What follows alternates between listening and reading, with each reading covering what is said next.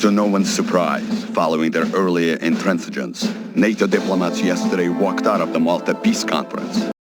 Clearly, peace is not on their agenda, only threats and deception and endless profits for the capitalist war machine.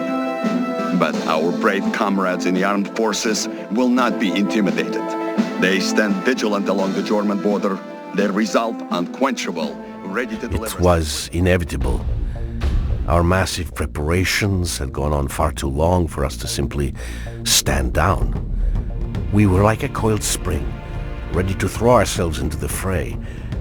All we waited for was one word: attack. Spirits were high, and the men joked about how we would crush the enemy with one fell stroke. But some didn't laugh. They had been to Afghanistan. They knew war.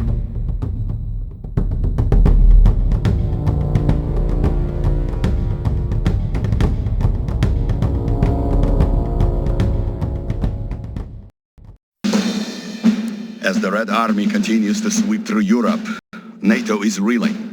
It won't be long before the tenuous alliance unravels and the people rise up in protest against the corrupt governments and the communist ideas. After weeks of bitter fighting in Europe, it was clear that we weren't losing. But we weren't winning either. Except for France, NATO forces were as unable to push back the front as we were to push it forward. The generals, being quite fond of their own lives, desperately sought a solution to the stalemate, and finally one was found. A strike force would be sent to the Norwegian coast to destroy the anti-air defenses there and open up a corridor for our bombers to fly through. Colonel Arlovsky was chosen to lead this strike, and Captain Malashchenko was ready to burst with pride over the mission. But the rest of us were just happy to get out of the meat grinder that Germany had become.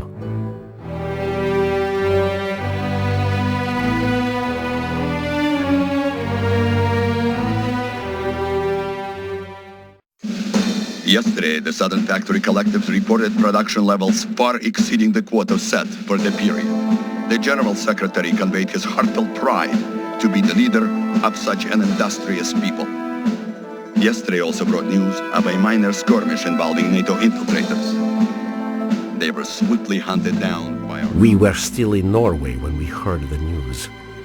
Several NATO battalions had been airdropped inside our country, and I think many of us were shaken to the core that day. Our image of the invulnerable motherland cracked in a way that could not be easily mended. Captain Malashchenko loudly proclaimed that he would smear the ground red with the blood of the NATO bastards who had dared to enter our homeland. The colonel tried to calm us, saying that there would be bloodshed soon enough. But we didn't settle down until we had boarded the planes back home, our fiery rage doused with cold determination, and vengeance foremost on our mind.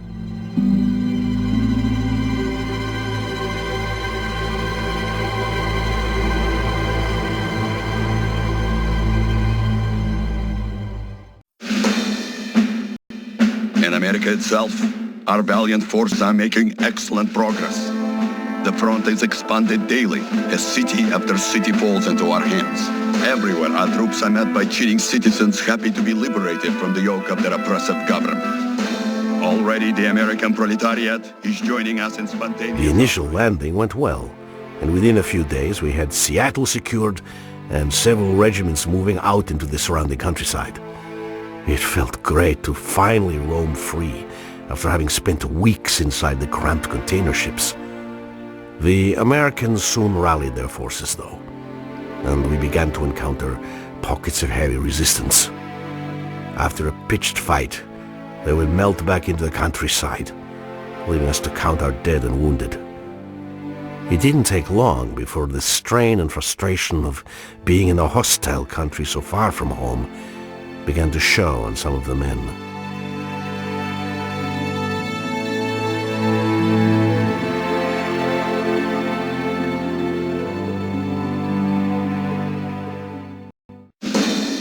In the face of great adversity, our courageous comrades in America fight on, winning battle after battle against an increasingly desperate enemy.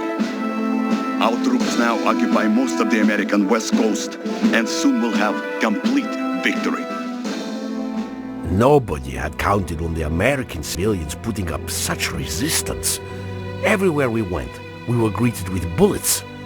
And our battalion had it easy. We had been tasked with pacifying the countryside, while 4 other regiments pushed into the mountains. They were headed toward a town called Cascade Falls, where there was some grand objective not even Colonel Arlovsky knew the details about. All we knew was that it might mean an end to the war. I remember thinking about those comrades, struggling through the cold and the snow, facing death at every turn.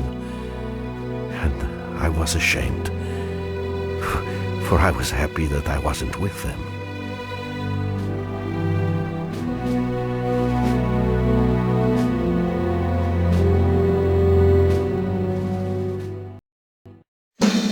In his address to the party congress, the General Secretary spoke of sacrifices made and sacrifices yet to come.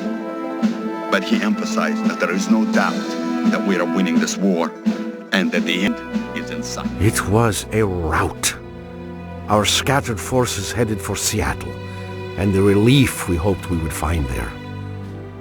To use a nuclear bomb on one's own country, it was insanity on a scale unmatched even by our own generals.